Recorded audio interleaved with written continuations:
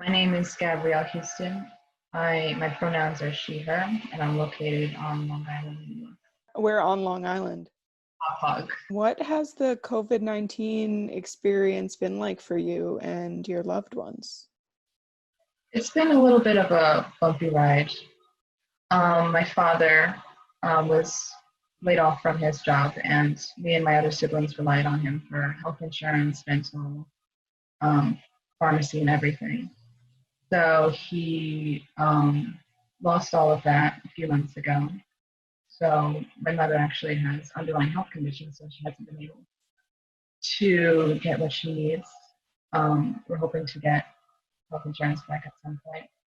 My brother is actually in the National Guard, and he was called to serve in April, and he's been on duty ever since, on the ground, helping New York get back to where it should be, and been moved around a bit, but he's no longer in New York City, so things are getting kind of better. Myself, I've been pretty good. I was working from home for the first couple of months of quarantine, and Long Island started to open back up in June. Do you see any connections between COVID-19 pandemic and the climate disasters that keep happening and racial injustice, police violence, and Black Lives Matter uprisings? I do. I think this was a boiling point of a lot of things. The climate crisis introduces a lot of extreme weather and unhealthy livable conditions for people in historically BIPOC communities and poor communities. So those communities are also more likely not to have healthcare coverage. So they're also less likely to go to the doctor to report illnesses. So when you have a whole population that is susceptible to lung diseases, respiratory illnesses, high blood pressure, and have this epidemic, this pandemic going on, it just exacerbates the issues. And it's an uneven distribution of cases and deaths in BIPOC and poor communities in the United States. Also, coupled with this, in these communities, you have them angered and completely frustrated, as am I, about police brutality and systemic racism in the United States. This has all been boiling over for years, and it just reached a tipping point when, unfortunately, George Floyd was murdered by a police officer while the others watched. This was a long time coming, and it all culminated at a very frustrating time for BIPOC communities. How has it been being a student during this time, and just like how are these external events affecting you? Definitely a distraction at first. It was kind of cool, living on Long Island. I didn't have to travel 2 hours to get to my school in Midtown, and it was pretty distracting having to figure out Zoom, having to figure out new resources, not having access to resources like the computer labs, libraries, and other resources that were available at school. And understandably, the university is doing their best trying to accommodate students who don't have access to internet, computers always available for Zoom classes and to do their homework, whereas they would usually rely on school resources to do that if we were in person. Now the classes are a little more distracting in the sense that there's a lot of people on one Zoom call. Everybody wants to speak, everybody wants to share their opinion on something, and not everybody gets to.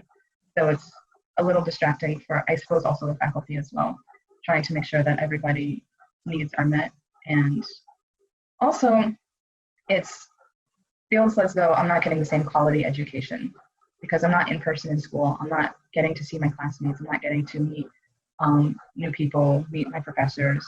And it honestly does feel like this degree probably won't mean as much to me because I'm not physically able to be there and to do it. I have to sit here and participate, hopefully in a Zoom call one day, instead of actually interacting and getting to know other people at the university and really get the university experience.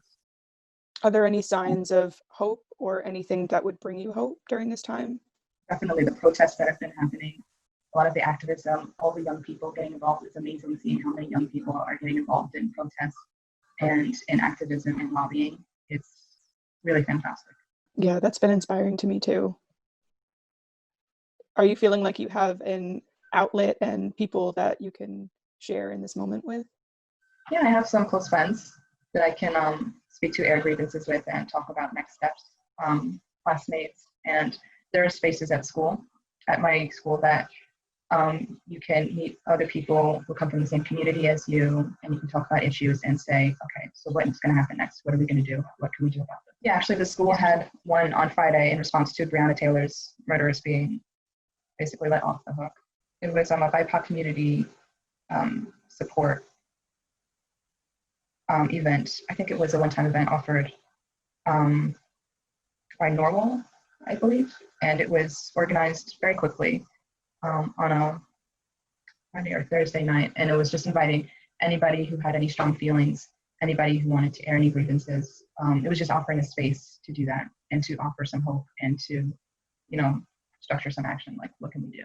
As annoying as it is, I think New Yorkers are really tough. I know, like, we see those signs all the time. It's like, we're New York tough, but I honestly do believe so. And if any place in the United States has a chance of overcoming something as unexpected and horrible as COVID-19 has been, it's us, because we care about each other.